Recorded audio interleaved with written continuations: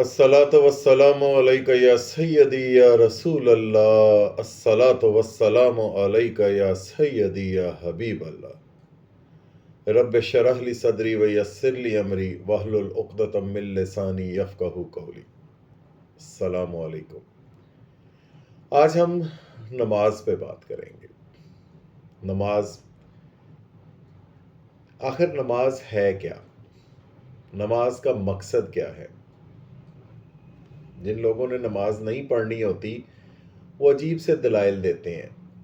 وہ لوگ کہتے ہیں کہ نہیں جی نماز قائم کرنے کا حکم ہے، نماز پڑھنے کا کہیں حکم نہیں ہے۔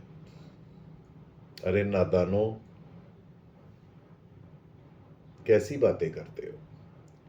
نماز پڑھنا نماز قائم کرنے کا ایک جز ہے۔ اس کو تم لوگوں کی زبان میں سمجھاؤں تو کچھ ایسے ہے کہ محو تسبیح تو سبھی ہیں مگر ادراک کہاں، زندگی خود ایک عبادت ہے مگر ہوش نہیں۔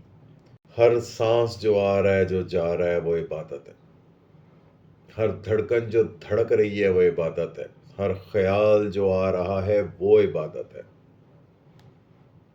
کبھی غور کیا، کبھی سوچا اس بات پہ کہ زندگی خود ایک عبادت ہے مگر ہوش کہاں؟ ایک ایک لمحہ جو اللہ کریم کی یاد سے غفلت سے گزر رہا ہے، ایک ایک لمحہ جو اللہ جل شانہ سبحانہ تعالی ذوالجلال والاکرام کی یاد سے غافل ہے، وہ بیکار ہے۔ اس کی کوئی اہمیت نہیں ہے، اس کا کوئی مصرف نہیں ہے، اس کا کوئی مقصد نہیں ہے۔ جو دم غافل سو دم کافر، ہر غفلت والا دم کفر کا دم ہے۔ نماز سب سے پہلا سوال ہے، کون سا ایسا مطمئن آپ نے دیکھا ہے کہ جو آپ کو سارا پرچہ بتا دے، آپ کو یہ بھی بتا دے کہ کیا سوال پوچھے جانے ہیں، کب پوچھے جانے ہیں، اور اس میں پہلا سوال کون سا ہے، اس میں لازمی سوال کون سا ہے، اور پھر اس کے سارے طریقے بھی بتا دے، بہترین نصاب آپ کو دے، اس بہترین نصاب کے ساتھ بہترین استاد دے، اور ہر چیز کو اس استاد نے عملاً ہمارے سامنے، ان کی زندگی ایک عملی نمونہ ہے۔ سرکار علیہ الصلوۃ والسلام چلتا پھرتا قرآن ہے، تو پھر کیسے، تو پھر کیا چیز تجھے مانے ہے انسان؟ کس چیز نے تجھے روکا ہوا ہے؟ کس چیز نے تجھے روکا ہوا ہے؟ کیا چیز مانے ہے کہ تو نماز قائم نہ کرے، کہ تو نماز نہ پڑھے؟ اور پھر خالی نماز پڑھنا ہی نہیں ہے، اس کو خشوع اور خضوع کے ساتھ پڑھنا ہے، اسے فوکس کے ساتھ پڑھنا ہے۔ یہ فوکس کیا ہے؟ یہ خشوع و خضوع کیا ہے؟ آخر یہ کیا ایسے الفاظ ہیں جو بار بار بار بار آتے ہیں کہ خشوع اور خضوع کے ساتھ نماز پڑھو؟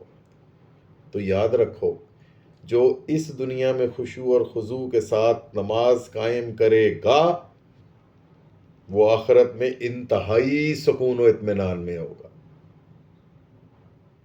اور جو یہاں پہ خشوع اور خضوع قائم نہیں کرے گا، جو یہاں پہ اپنا فوکس درست نہیں کرے گا، پھر اس وقت اس کے خشوع اور خضوع کا عالم قیامت والے دن ایسے ہوگا کہ وہ دہشت زدہ آنکھوں سے ایسے دوزخ کو دیکھ رہا ہوگا جب فرشتے گھسیٹتے ہوئے اسے لے کے آ رہے ہوں گے۔ تو خشوع اور خضوع کرنا تو پڑھنا ہے، فوکس کرنا تو پڑھنا ہے، اس دنیا میں کر لو یا اس دنیا میں کر لو، جان نہیں چھوڑنی۔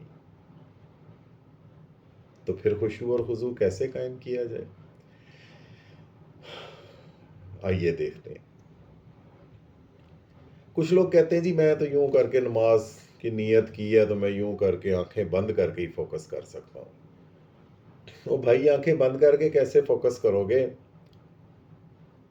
کبھی کسی طالب علم کا استاد یا پرنسپل اسے اپنے آفس میں کال کرے، کبھی کسی ملازم کو اس کا باس اپنے آفس میں کال کرے، تو وہ اپنے باس یا اپنے استاد کے سامنے آنکھیں بند کر کے کھڑا ہوگا؟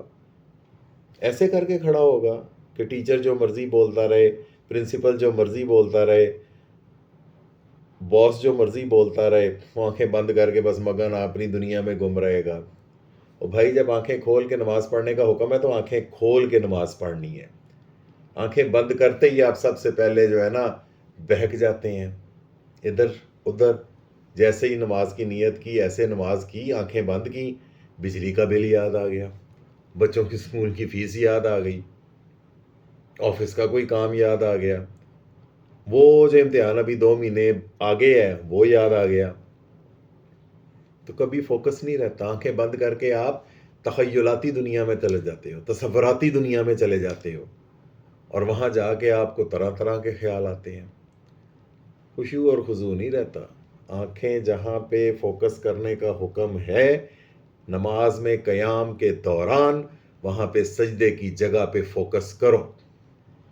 ایک چیز.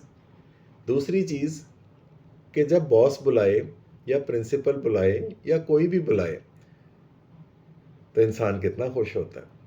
انسان ترستا ہے کہ میرا باس مجھے بلائے، میرا پرنسپل مجھے بلائے، میرا ٹیچر مجھے توجہ دے، وہ مجھے بلائے.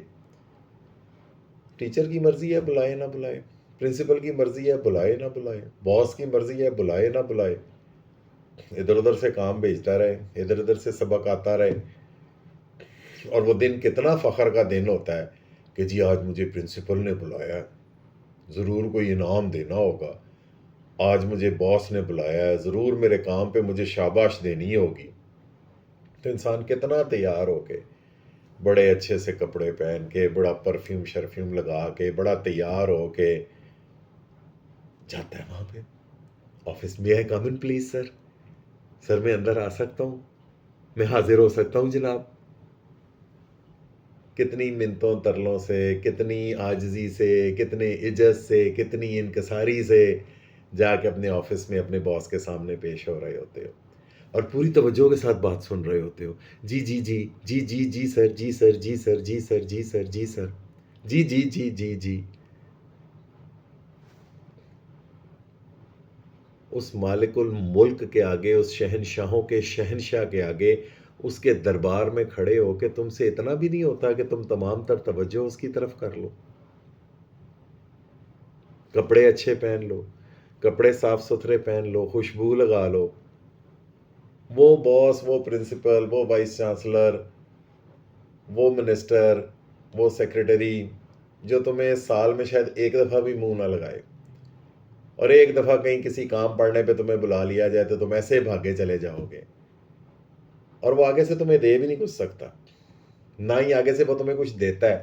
ہو سکتا ہے ڈانٹ پھٹکار کے لیے ہی بلایا ہو سکتا ہے تمہارے منہ پہ پرچہ مارنے کے لیے بلایا ہو کہ یہ پیپر کیا ہے، اس طرح پیپر کرتے ہیں. ہو سکتا ہے کوئی کیے ہوئے کام کو منہ پہ دے مارنا ہو. تمہیں تو کام کرنے کی بھی تمیز نہیں ہے، تمہیں تو کام کرنا بھی نہیں آتا. تو وہ مالک الملک، وہ شہنشاہوں کا شہنشاہ، وہ بادشاہوں کا بادشاہ، 5 مرتبہ اس کے دربار سے آواز آتی ہے، اس کے گھر سے آواز آتی ہے، حیا علی الصلاۃ، حیا علی الفلاح. نماز کی طرف آؤ، بھلائی کی طرف آؤ، کامیابی کی طرف آؤ. تو بھائی وہ کامیابی، وہ بھلائی، وہ ترقی جو تم ساری زندگی ڈھونڈتے رہتے ہو، 5 مرتبہ اس کے گھر سے وہ گواہی آتی ہے، اشہد ان محمد رسول اللہ صلی اللہ تعالی علیہ وآلہ وسلم. پوری کائنات میں کوئی ایسا لمحہ نہیں گزرتا جب یہ اس کا ذکر بلند نہ ہو رہا ہو، اور کوئی وقت ایسا نہیں گزرتا، کوئی سانس ایسی نہیں گزرتی کسی کی کہ جب میرے مالک کائنات کی شان کا ذکر بلند نہ ہو رہا ہو. حیا علی الصلاۃ، حیا علی الفلاح. آؤ فتح کی طرف، آؤ کامیابی کی طرف، آؤ بھلائی کی طرف. تو اے انسان، تو کون سی بھلائی کے پیچھے بھاگ رہا ہے جہاں سے تجھے 5 مرتبہ آواز پڑ رہی ہے، اور وہ مالک ہے جو سب کچھ عطا کر سکتا ہے. وہ مالک ہے، وہ مالک ہے جس نے تجھے سب کچھ عطا کیا ہوا ہے. یہ جو سانس آ رہی ہے نا، اس دمے کے مریض سے پوچھو جس کا سانس اندر جاتا ہے تو باہر نہیں نکل سکتا. یہ جو دیکھ رہے ہو نا ان سے پوچھو کہ جن کی بینائی نہیں ہے، جو پیدائشی اندھے ہیں. یہ جو بول رہے ہو نا ان سے پوچھو کہ جو گنگے ہیں. کبھی شکر کیا اس رب کا کہ اس نے بن مانگے تمہیں اتنا عطا کیا ہوا ہے، اتنا کچھ دیا ہوا ہے، اور تمہارے جسم میں لاکھوں کروڑوں اربوں خربوں سیل ہیں جو اس کے حکم سے تقسیم ہو رہے ہیں، اور سب نارمل تقسیم ہو رہے ہیں. اور جہاں اس کا حکم ہو جاتا ہے وہ کینسر بن جاتا ہے. تو اس کی تو عطا ہی عطا ہے تم پہ. اتنی عطاؤں کے باوجود وہ کہہ رہا ہے حیا علی الفلاح، بھلائی کی طرف آ، بھلائی کی طرف آ، بھلائی کی طرف آ. تو بس پھر اس کا تو یہی آخری بات بنتی ہے کہ جاگتے رہنا، ساڑھے دے نہ رہنا. اس نے ہر چیز کی وارننگ دے دی ہے، اس نے ہر چیز کے بارے میں بتا دیا ہے، اس نے ہر چیز کو کھول کھول کے بیان کر دیا ہے. اور آج کل کے دور میں، سوشل میڈیا کے دور میں، کوئی بندہ ہی یہ نہیں کہہ سکتا کہ اس تک اس کا پیغام پہنچا ہی نہیں ہے. حیا علی الفلاح. اللہ اکبر، اللہ اکبر، لا الہ الا اللہ.